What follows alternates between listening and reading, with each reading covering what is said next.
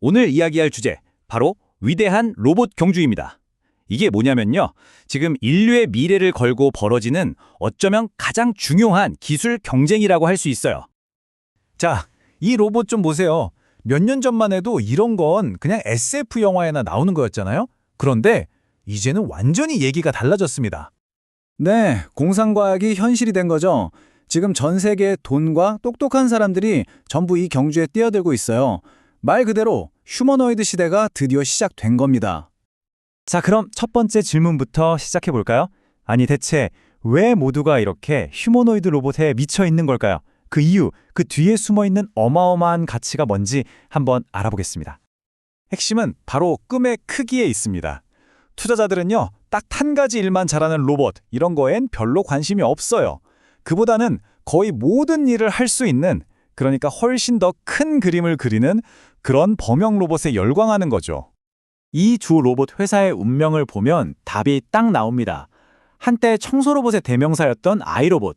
경쟁이 치열해지니까 가치가 그냥 곤두박질 쳤죠.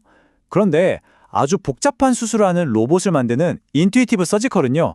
기술 장벽이 높으니까 가치가 막 하늘 높은 줄 모르고 치솟았어요. 이게 뭘 의미하겠어요? 시장은 단순한 제품이 아니라 아무나 따라할 수 없는 다재다능한 기술 플랫폼을 원한다는 거죠. 물론 이 꿈을 현실로 만드는 게 그렇게 쉬운 일은 아닙니다. 아주 큰 산을 넘어야 하는데요. 이 기술 경쟁에서 가장 큰 장애물, 그건 바로 로봇의 손과 뇌를 완벽하게 만드는 문제입니다. 이거 좀 보세요. 되게 귀기레하게 생겼죠? 이게 호문클루스라는 건데 우리 뇌가 우리 몸을 어떻게 인식하는지를 보여주는 그림이에요. 딱 보면 뭐가 제일 눈에 띄세요? 맞아요. 손하고 입이 엄청나게 크죠? 이게 무슨 뜻이냐면 우리 뇌의 어마어마한 처리 능력이 바로 이 두 부분의 정교한 감각과 움직임을 위해 쓰이고 있다는 겁니다. 생각해 보세요.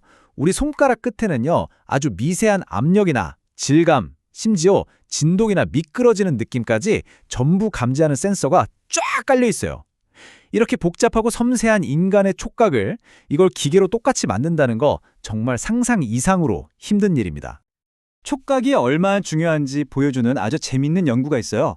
원래 7초면 성냥불을 켜던 사람한테 손가락 촉각을 마비시켰더니 시간이 무려 4배나 더 걸렸대요. 이게 뭘까요? 손끝에 감각 피드백이 없으면 성냥불 켜는 것처럼 간단한 일도 제대로 할 수 없다는 거죠. 정교한 작업은 사실상 불가능해지는 겁니다.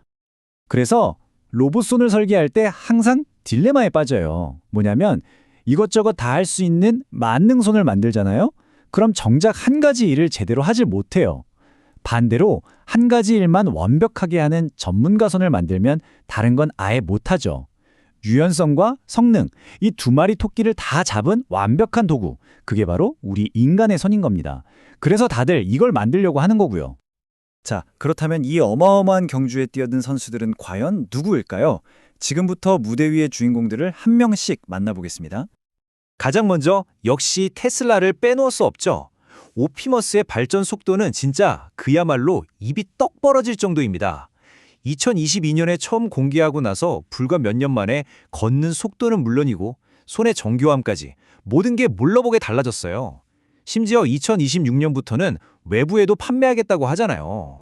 그리고 이 분야의 원조 맛집이죠. 보스턴 다이내믹스. 이 회사의 가장 큰 무기는 바로 경험입니다.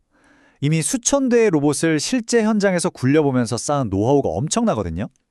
그래서 그런지 최근에 공개한 새로운 아틀라스는 막 덤블링하고 춤추는 그런 화려한 모습보다는 실제 현장에서 얼마나 믿고 쓸 수 있느냐, 바로 이 신뢰성에 초점을 맞춘 것 같아요. 자, 그리고 이 모든 경주의 무대 뒤에서 웃고 있는 진짜 주인공이 있습니다. 바로 엔비디아죠.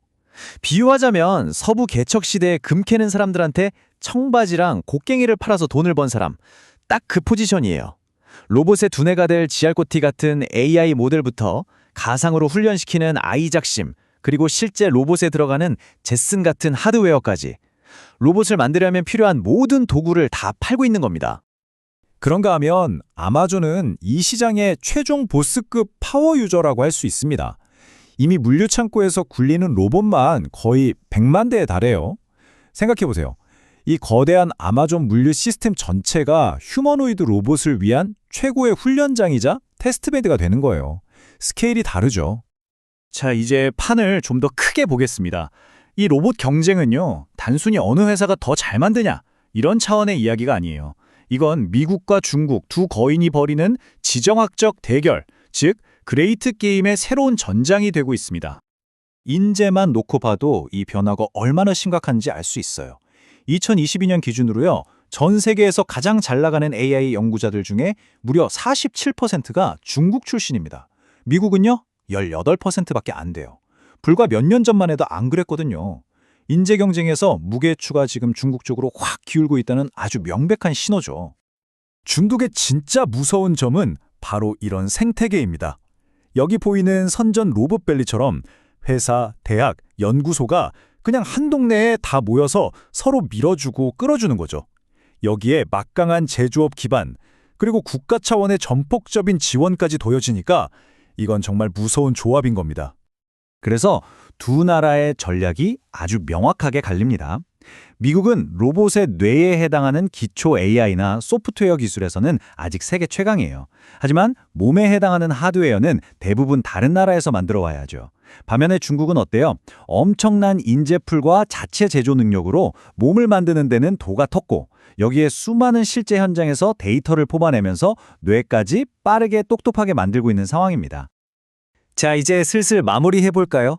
지금까지는 화려한 쇼를 보여주는 시간이었다면 이제 파티는 끝났습니다. 진짜 실력을 보여줄 때, 즉 현장에서 성능과 안정성을 증명해야 할 시간이 온 거죠. 이 분야의 선구자인 보스턴 다이내믹스가 한 이 말이 현실을 정확히 짚고 있어요. 99.7%의 신뢰성을 어떻게 달성하느냐가 가장 큰 과제다. 이게 무슨 말이겠어요? 로봇이 그냥 와 멋있다 하는 거랑 현장에서 아 진짜 쓸모있다 하는 건 완전히 다른 문제라는 겁니다. 99.7% 바로 이 숫자가 상업화의 문을 여는 마스터키인 셈이죠. 그리고 앞으로 모든 회사들은 이 단계를 밟아 나갈 수밖에 없을 거예요.